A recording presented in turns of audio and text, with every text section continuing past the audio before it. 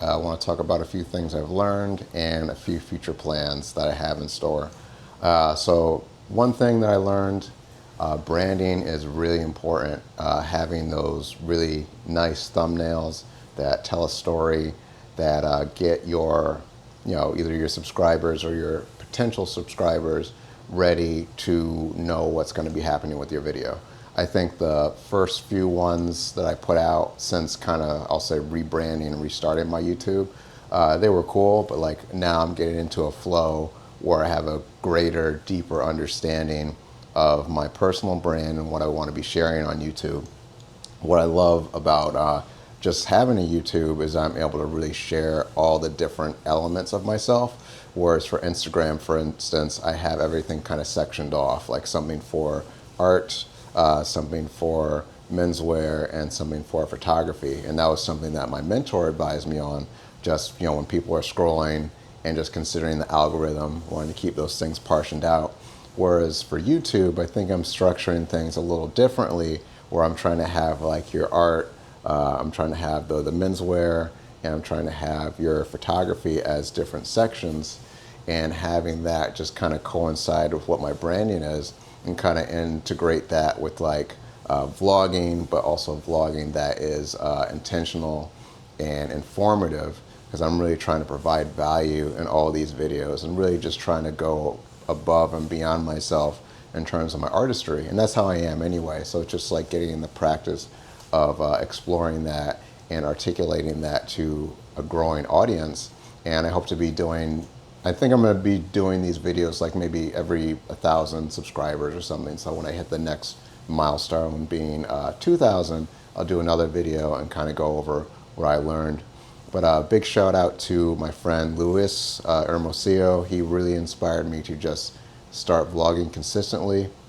I got the Osmo Pocket 3, which I'm filming on.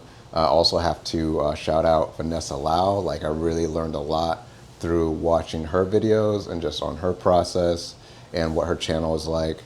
And then also Halise, learned a lot about just the settings that I have on the Osmo, and being able to go back and forth between D-Log shooting and then maybe doing a little bit of, not necessarily auto because I'm always playing in the pro settings, but in terms of the color format, in terms of using the normal color profile versus D-Log color profile, and teaching myself just how to edit and manipulate both sets of footage.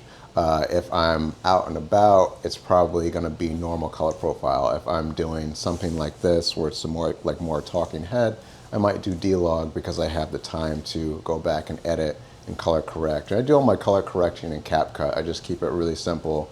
I've got the preset that I got from DJI's website, and I hope to integrate a few other ones too. I really like cinematic, filmic type of editing and stuff like that. I'm working on a vlog from Atlanta when my wife and I were there for my birthday, and just kind of structuring it like a mini movie. What helps me is either storyboarding everything in my head or just writing that on a piece of paper. So when I'm shooting like all this B-roll, it's like intentional B-roll, and I'm not just shooting to shoot. I have an idea of just how my shots are going to be framed and everything. And I got the idea for that just from watching different YouTube channels and just my knowledge and love of like comic books and film, and that got me into art in the first place. Comics and film have a similar language, so I really apply that when I'm shooting, I'm framing, I'm coloring, I'm being lit by Harlow lights, and just my knowledge of color theory, having the warm light over here and the cool light over here, and then I'm wearing the red jacket, red glasses, so everything just kind of looks enticing to the viewer. So that's always going to be something I consider as I continue to make YouTube videos. And then the last thing I'll mention, I'm working on kind of recreating thumbnails for older videos and then creating new thumbnails for future and upcoming videos. I'm a graphic recorder, so I go to conferences, meetings, that sort of thing. I sit on the meetings and I create live art infographics for clients.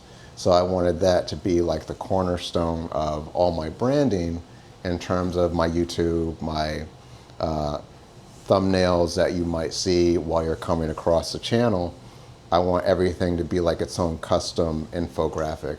So I've got one that I'm finishing up now just on a classical guitar concert. So it's going to be an image of a guitar that he happened to be playing, and then different images around that that symbolize the Milford Arts Council, a few words about the Milford Arts Council for my day job where I shoot video and photography for the concerts, an illustration of the Osmo Pocket 3 because that was the first concert that I shot completely with Osmo. A little bit of iPhone, but I left my Canon Rebel T3 at home because I did not want the click click shutter going off while the performer is playing classical guitar. Like that would have just interrupted the whole concert.